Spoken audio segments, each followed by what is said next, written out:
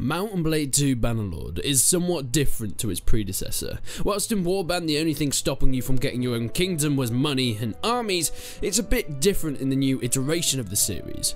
Yes, you can take over castles in the early game, but until you do something about it and go through the motions, you will only be a clan and never really a true kingdom. So how do you start your own kingdom, manage it and grow it into the biggest powerhouse in the land? Welcome to the ultimate guide to starting a kingdom in Mount & Blade 2 Bannerlord. It is time for my final giveaway for Mount & Blade 2 Bannerlord. It is my biggest one yet. If you want a chance of winning a key, follow the link down below to complete some of the entries. The more you do, the more chances you have of winning. Winners will be drawn on the 21st of April and announced on Twitter and my community tab. Now the main point of this video will be getting to the point in the game where you can start your own kingdom. And it's not quite as tricky as some may think, but it does take time. The Noretzi's Folly mission hangs over every single player in the game and most don't see a reason to complete it, and yes, you can go throughout the whole game without doing it or even touching it. But alas, no kingdom for you then. So the mission tells you to speak to 10 nobles about a famous battle that raged the land some years previous.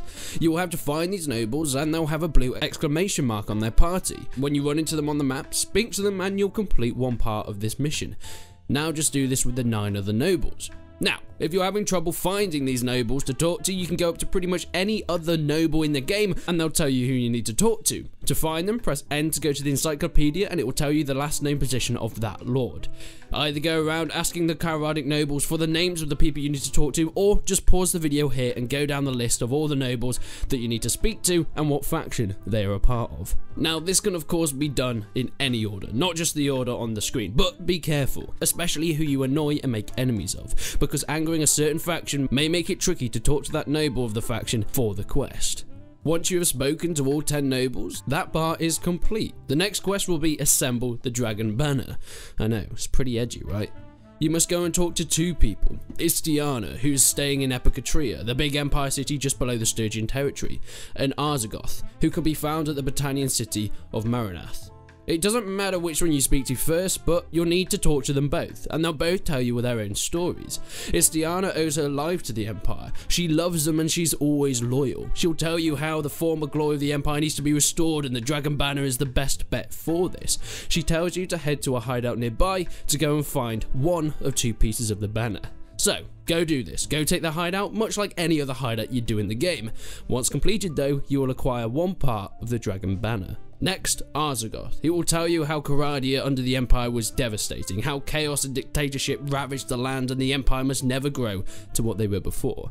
They must be destroyed. He tells you to head to another hideout nearby and find a piece of the Dragon Banner.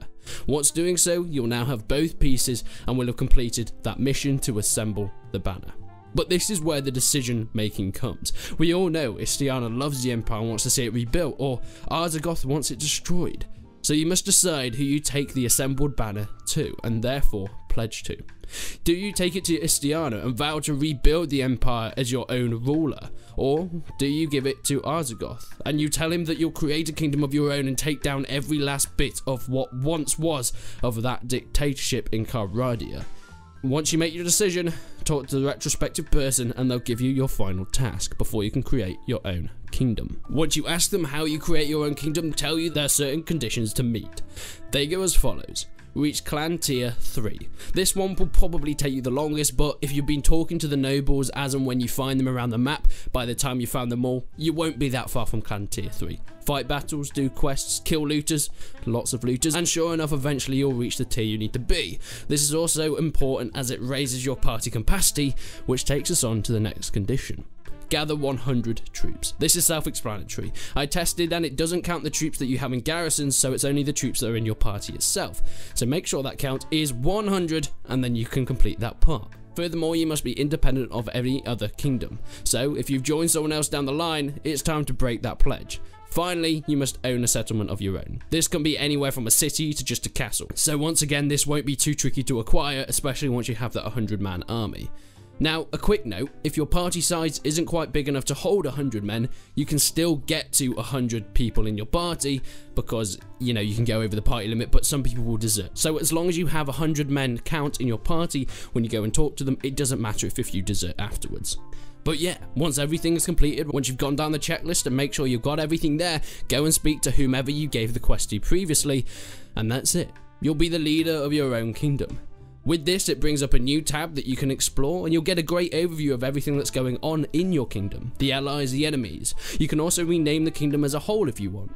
Furthermore, your companions, who can have parties of their own, will now go around as parties, but also armies can be called upon, and the companions that have parties will come and join you and build one big army. You've probably seen them exploring the map previously. I chose to go against the Empire, so my next task is for the rest of the game to destroy them and take down their cities and castles, so this is what I'm going to do. But that's it. That's how you create your own kingdom and what you can do with it. It will bring you great profit, but also net you harsh realities and enemies that you'll have to face. But alas, grow your kingdom, recruit lords, and create massive armies to conquer the land. If this guide was helpful, please leave a like and subscribe, because it really helps the channel. I'm trying to get to 100k. We are so close. So make sure you join my giveaway if you haven't already. But until then, I will see you in the next one.